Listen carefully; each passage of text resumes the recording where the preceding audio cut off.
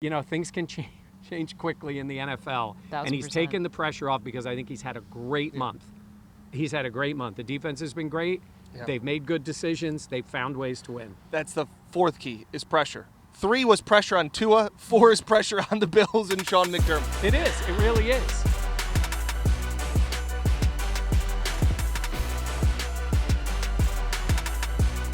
Buffalo Plus, your interactive look at the week in football, brought to you by Connors and Ferris. All right, welcome back to the Buffalo Plus YouTube channel presented by Connors and Ferris. It is game day. Bills Dolphins playing today. Later on, I have Dan Fates with me as well as Mike Catalana. I am Jenna Cottrell. We are here in Miami. Please be sure to like, comment, and subscribe to the channel. It does mean so much. All right, we're going to talk the keys to the game, but before we do that, we're recording this at around 10 o'clock in the morning. Let's kind of break down, Mike, what happened yesterday. So the Steelers beat the Ravens, and the Texans won as well. So essentially right now for the Bills, they are seeing what the results of the Jaguars game are. If they lose, then the Bills will be in the postseason at least. Right. But right now, it's a little scary. It is, because there's a very real possibility that the Bills take the field here tonight, knowing win and in as division champs, lose, and the season is over. And it's kind of wild with a 4-game winning streak late in the season that they could be in that spot. Now, the reality is, Jenna, Dan, they put themselves in this spot by those earlier losses. All those times we would talk about conference losses and tiebreakers and all that nonsense that goes on, well, that's where this would come into play. They'll feel a lot better if the Jags go ahead and lose, because at least they take the field knowing no matter what, they're in the playoffs. We started talking about the Bills postseason, and the sun came out. I know. I was thinking that. It's very bright now. Yeah, it's nice. I think we've talked about in the podcast, we talked about leading up, motivation for Miami and all these things. There's going to be a little bit of sweaty palms, I think, for Bills fans, just watching the 1 o'clock games, knowing, Mike, you talked about it. We all agree that we think the Bills will win, but you just never know. And so to have the assurance that at least you're in the dance and you've got a ticket to the party is way better than win or you're done. And I do think it's funny because earlier on this week we talked about how fitting would it be if it was win and get in or lose and you're done for Buffalo. But now that situation could be in play, you're like, ooh, this is an uncomfortable spot. And the other scenario that pops into place is the Bills are in a spot where the Jags lose and the Bills are sitting, or the Jags win and the Bills are sitting there going, if they lose to the Dolphins, the Jags lose, the Bills win, they are home for the playoff game. If it's a situation where the Jags lose and the Bills lose, they come right back here to Miami the next week for the playoffs. So that scenario ends up being that the Bills get in the playoffs with a Jags loss, lose to the Dolphins, and have to come right back here again the next week to play against the Dolphins in the playoffs, which could be in the mindset of the Dolphins 100%. A little bit and how 100%. They end up playing the game. Obviously, they're playing to win because you win the division, but it's a mindset of saying that. So there's so much at stake. I will say this. The Dolphins are down. We can talk about the injuries. They got a lot of guys out. And they're a little pissed off because everybody and their brother is picking the Bills to win today. Yeah, and even who was saying that they're just sick of losing to the Bills? Yeah, Jerome Baker, their linebacker. It's also the fact, too, of no matter what, even if the Bills win, so let's say we can look at a crystal ball and see the Bills win tonight, you're still going to be rooting for the Jaguars to lose, because then that means the Steelers would then come to Orchard Park for the Super Wildcard weekend instead of the Texans. So if the Jags win and the Bills win, the Texans would come to Buffalo. And I don't think anybody really wants to see C.J. Stroud in the way that he's playing and DeMeco Ryans, all those things, compared to the Steelers, which won't have T.J. Watt. They're on Mason Rudolph, who, again, they're playing well. You can't knock their wins either. Yeah. It's Mason Rudolph. Without a T.J. Watt Steelers team, I think everybody and their mother would rather have the Steelers coming to town. So no matter what, you want the Jaguars to lose. Everybody is big Mike Vrabel fans and Tennessee Titans fans today. All right, that's the playoff scenarios, all that stuff. Let's talk about this Bills-Dolphins matchup. Mike, we've talked about it all week, but what do you think? We're going to do 5 keys, but what's the one that really stands out? Yeah, it's how Josh Allen plays. And I know that's so simplistic when you think about it, but it's if there's a place, and we talked about it, to be confident with the Bills and their offense and their passing game, it's Josh Allen against the Dolphins. That has been the case. Now, that being said, Dan, Stephon Diggs is usually a big part of that. Yep. He has not been over the past few weeks. Yeah. That is the one thing that holds you back a little bit. Normally, it's a case of it's Diggs, and then they get in this game, and Josh is feeding the ball around. Diggs is making plays. Everybody's making plays, and they're scoring points. That has not been the case with the passing game of late. No, and that's something that Vic Fangio is going to want to continue to take away as the Dolphins defensive coordinator, but he's 0-2 in his career against Josh Allen. He called him John Elway on steroids. Not really on steroids. You know, he's just he goes, he's just a dude. Like, yeah, that's who he is. And again, he needs to play like that dude that we have become accustomed to seeing. So again, it starts, we always talk about it leading up into these games when you look at matchups, it is who has the advantage at quarterback? And that is where it starts too. Josh Allen outplays Tua, which he has in the 6 times they've met, or 5 out of the 6 times they've met. I think the Bills have a strong shot. Josh Allen 10-2 in his career against the Dolphins. That is the biggest key. Tua's 1-5. Can Josh Allen be that Josh Allen Yep. against this Dolphins And listen, team? for Tua, look, that team is in the playoffs. I get it. But they were winless in December last year. They Embarrassed. lost to the Bills late, and then without Tua, ended up losing to him in the playoffs. But they don't have those wins. They don't have the wins against the Bills. They don't have signature wins.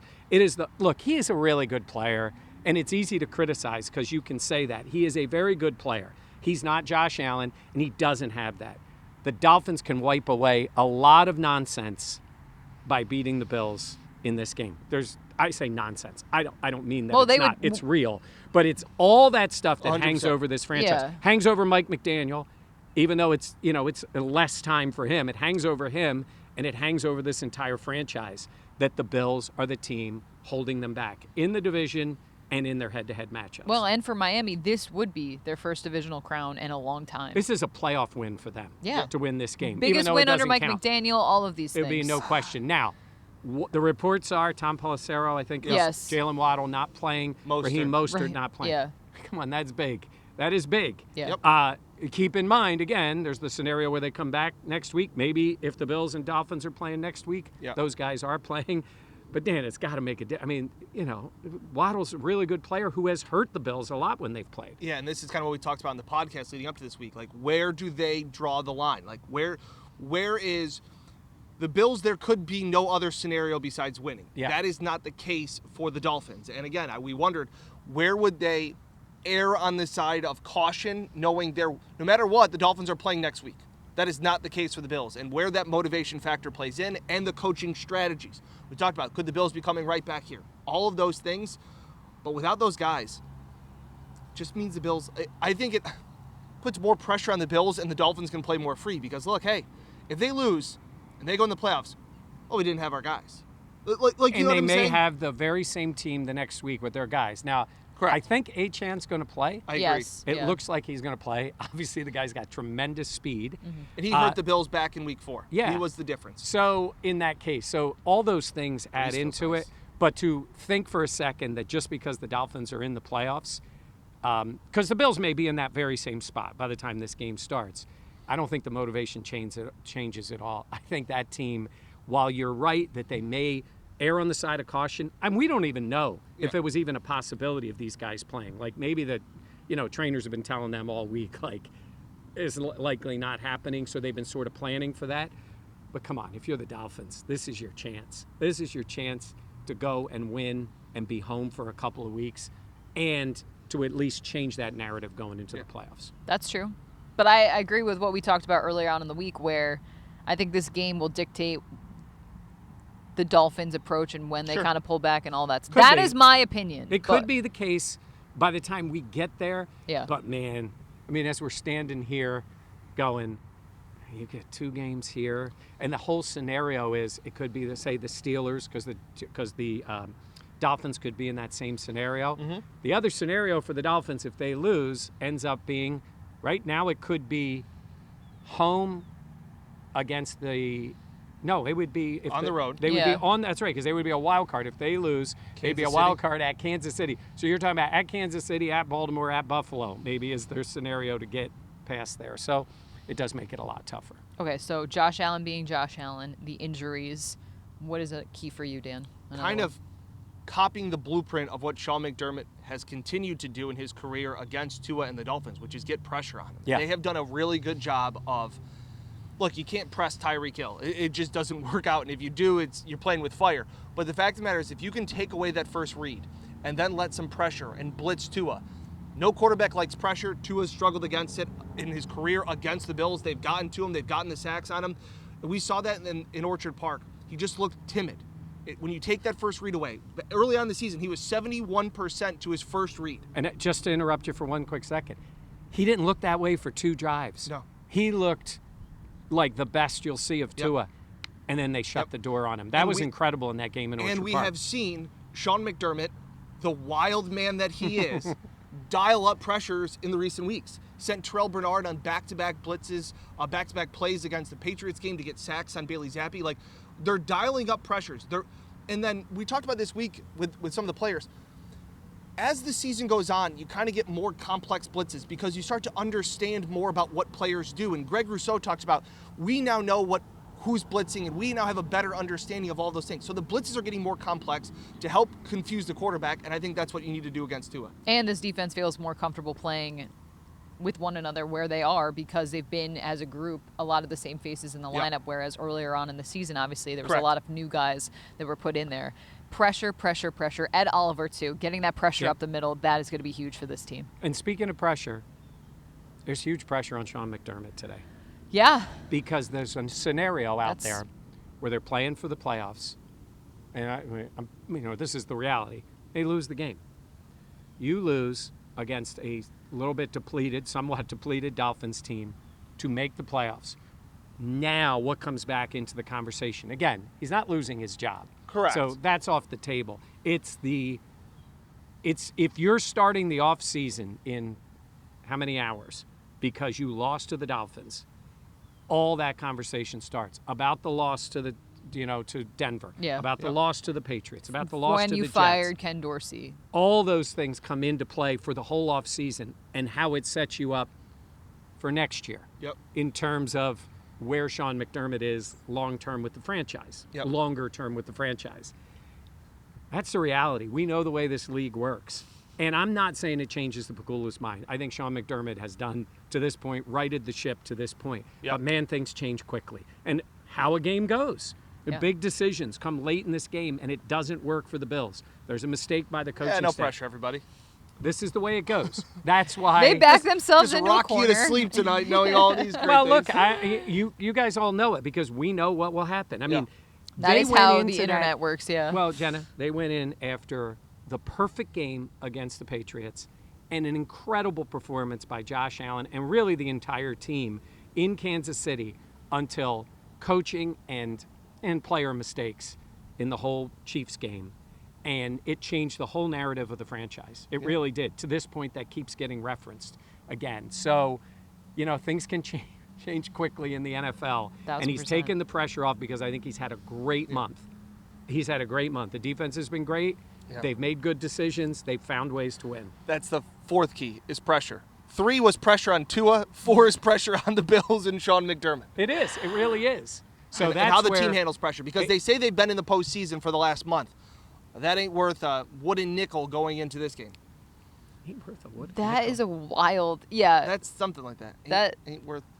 I've never heard that, but that being said, you are right. You can say all those things because you won those games, but if you don't win today, when if the Jags, whatever happens with them, now it really gets real. You know what it is?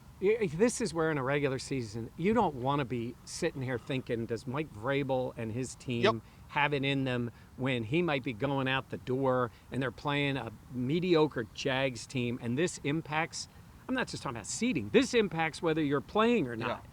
This is where you got to stop the nonsense during the season. And they gave away a few games they should have won. They also won a couple that they easily could have lost, but they gave away a couple. All right, my final key is just protecting the football. We've yeah. seen how costly, we know how costly turnovers can be just in general, but the ones that James Cook has had, obviously the interceptions, fumbles. I don't want to see I'm already dreading seeing Josh Allen when he's going down try to lateral it. In certain moments, I'm like, Hitting okay. all the You buttons. think he would Okay. do that? Hitting all the buttons. In certain moments, I get why he makes that play. And then in other moments, it's like, Josh, what are you doing? I mean, the one he threw to Shakir was to Shakir, right? Shakir, yeah. great. Then he tried to do another one. It was lunacy. It's Yeah. awesome. Just kidding. It was lunacy. Just kidding. So being smart about where you put the football, and that to me, look, this team, they are really good. They will go as far as Josh Allen will take them, all of these things. At the same moment, you got to be smart about what you do, because close games, we've seen it before where things are going great. I think of that Chiefs game, and obviously the Bills did win that game, but the Bills were rolling. Josh throws that interception, and then it's like the Chiefs were right back in it. Yeah. I'll say one last point, going back to what Mike was talking about when we talked about pressure. How about the pressure on Joe Brady? I Yeah. don't think we talked about that. Josh has dominated the Dolphins. Vic Fangio, veteran defensive coordinator. Sean McDermott said he's one of the best in the business. We all know his resume, all of those things. Brady's offense has stumbled the last few weeks, and one of the keys was early on was getting James Cook the ball out of the backfield. He involved the running backs. A lot of these quick passes got James Cook involved. James Cook has been non-existent in the passing game the last 2 weeks. This is what we always talked about, cat and mouse. Like, teams have now seen what Joe Brady's philosophy, his scripts are, all of those things. Now it's flipped on Brady. Now you have to make the adjustments in coming back, because just like your point where we were talking about Sean McDermott and what's to talk going into the offseason, Brady and this Bills offense and Josh Allen lay an egg, what's the conversation? He's an interim OC. You know Yeah. what's funny? Go back to Dable, go back to Dorsey, and now Brady's in that spot. When they need a game, it's Josh against the Dolphins. I mean, Dorsey had a great game, Josh against the Dolphins. And Truly. it is. So, and the last place I want to put something out is the not-so-special teams. Fumbled punt 2 weeks ago, and then last week, kickoff return to start the game. I mean, let's go. You know, I keep hearing about all these guys. I 1/3 swear, of the game. next year in training camp when we hear all the BS about this guy's on for teams. Go off, King. Their teams are not good. They are With very how much mediocre. emphasis they put on it. Well, they're fortunate that the kickers seem to have righted themselves. Martin's been really good. Yeah. Bass has made his kicks. That's been good.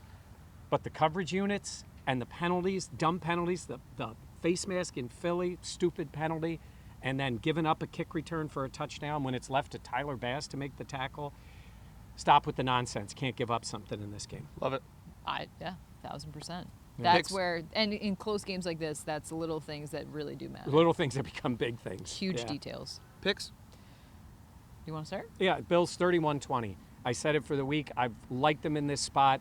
As it gets closer to the game, you start thinking about all the things that can go wrong. It absolutely can go wrong. I think they're the better team with the better quarterback, and I'll say this, and the better coach. Mike McDaniel's done a lot of good things. He's not won big games. He's not won games against good teams. That Cowboys game was a nice win for them. They got destroyed last week, which bothers me a little bit for the Bills because teams come back when they're embarrassed. But I got the Bills 31-20. I have the Bills in this one, 30-24. I think it will be a closer game. The Dolphins did. They just got embarrassed. They got dominated by the Ravens. That's going to leave a bad taste in their mouth. They are sick of losing to this Bills team. But I think with Buffalo and their backs against the wall, I expect Josh Allen to pull out some magic out of the hat and just be that guy that we know him to be. And for that reason, I have the Bills winning. 30-17. This is as I like to bet sometimes, don't think, just throw. This is Josh Allen versus the Dolphins, and this is also a case of a hungry dog running faster. The Bills, like Jenna said, backed into a corner. They are the more desperate team. That's just the way that this is. I know that the entire world doesn't think the Dolphins have a chance. I don't think that matters. They're better on both fronts. They're better in the secondaries. They're better in the quarterback position, like Mike said. Bills get the win. By the way, when you were saying that, and for that reason, I was having Shark Tank feelings there. It sounded a little Shark Tankish of you at the end. Me? Yeah, they always say, like, and for that reason, I'm out. And then you're like, and for that No, reason, I'm in. I have the Bills. Jenna on Shark Tank. How about Also, that? I love never. Never. I do love that saying, a hungry dog runs faster. It is just, it's how it really does Desperate work. team. Yeah. We'll have plenty of post-game coverage on the Buffalo Plus YouTube channel. Please be sure to find. It'll please be up sure Monday. yes. It'll be out Monday. the post-game. Yes, Yes, yes, post-game, all that stuff. And also, if you don't already, follow us on Twitter, at Mike Catalana, at Dan Fates, at Jenna Cottrell. We always appreciate it. For Mike and Dan I'm Jenna. Please be sure to like, comment, and subscribe to the all the channel. subscribing helps us travel and do all these fun It things. really and comment does. it. So Yeah. we and appreciate it helps us feed Jenna on the road, which Yeah. is, it's a whole expense. That's at quite the same time. task. I'm actually thinking about Yeah. breakfast now. But Yeah. Very thank you hungry. for joining us. We'll have plenty more coverage. Thanks for watching the Buffalo Plus channel, presented by Connors and Ferris.